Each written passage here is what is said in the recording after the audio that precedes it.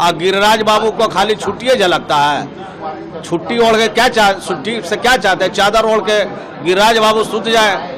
अभी तो सुते ही हुए जब से फेस्टिवल में छुट्टी काट दी गई। गिरिराज सिंह ने भी कहा है कि सरिया कानून लाने की तैयारी हो रही है बिहार में। भाई ये किस तरीके का, मतलब सही में फरमान ऐसे ऐसे हैं।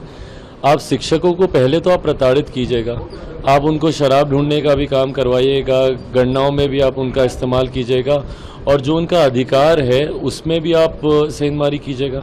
भाई छुट्टियां जो उनको मिलती हैं उसमें इस तरीके से उसमें कटौती करना, ये बदला लेने की भावना से किया जा रहा है क्या?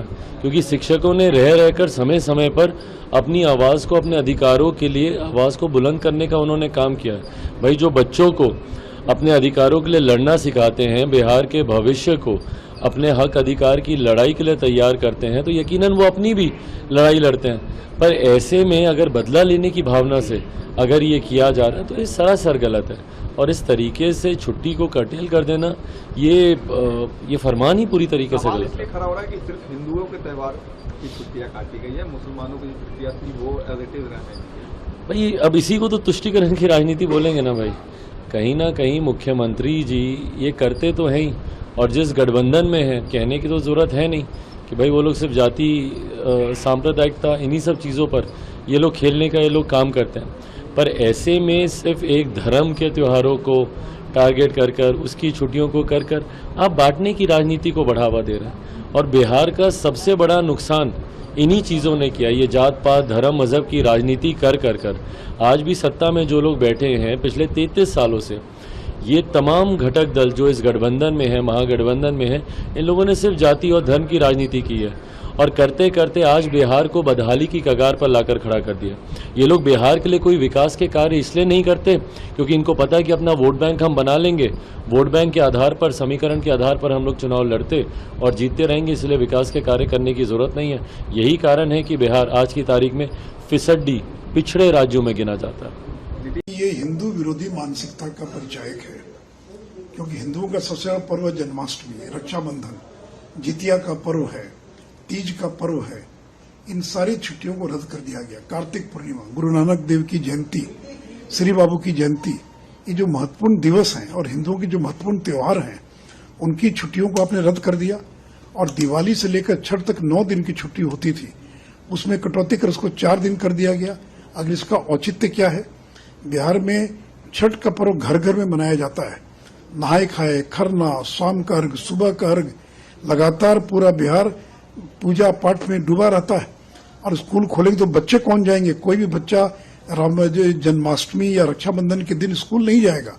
और तर्क क्या दिया जा रहा है? तर्क ये दिया जा रहा है कि राइट टू एजुकेशन के तहत 220 दिन प्राथमिक और मध्य विद्यालयों को चलाया जाना आवश्यक है। लेकिन नीतीश जी, शिक्षा के अधिकार के तहत ये भी तो प्रावधान है कि शिक्षकों को गैर शैक्षणिक कार्यों में नहीं लगाया जाएगा। तो आपने शिक्षकों को जाति संरक्षण में लगा दिया, मिड डे मील में लगा दिया, शिक्षकों को आपने गैर शैक्षणिक कार्यों में लगा दिया। कल कोई भी सरकारी योजना को अगर योजनाओं के अगर लाभ को वितरित करना है उसमें टीचर्स को लगाते हैं। तो आप अगर गैर शैक्षणिक कार्यों से टीचर्स को निकाल देते तो इस कटौती की जरूरत नहीं पड़ती।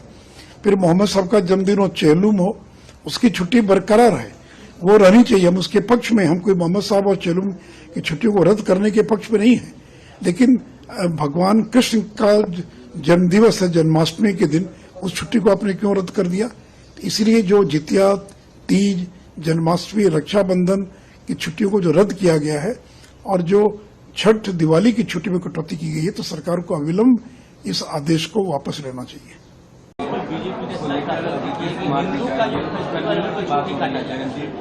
अरे भाई, भारतीय जनता पार्टी को और दूसरा एजेंडा पर बहस करना है।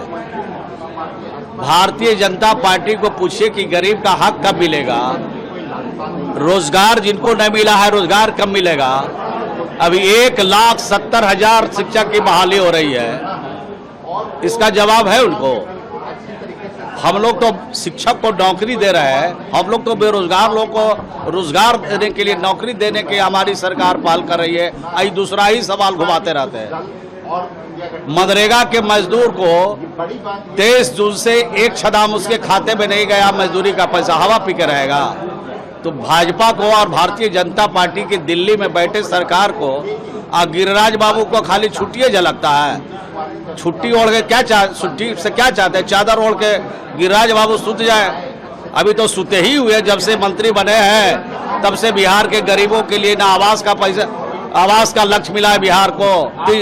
3 साल से आवास का 3 वित्तीय वर्ष का लक्ष्य अभी तक नहीं मिला आवास का। गैस का दाम जो कम किया गया है मंत्री जी, चुनाव को देखते हुए तब गैस का दाम तो 400 से लेके 1200 बढ़ा दिया पहले, अब 200 कम कर रहे हैं।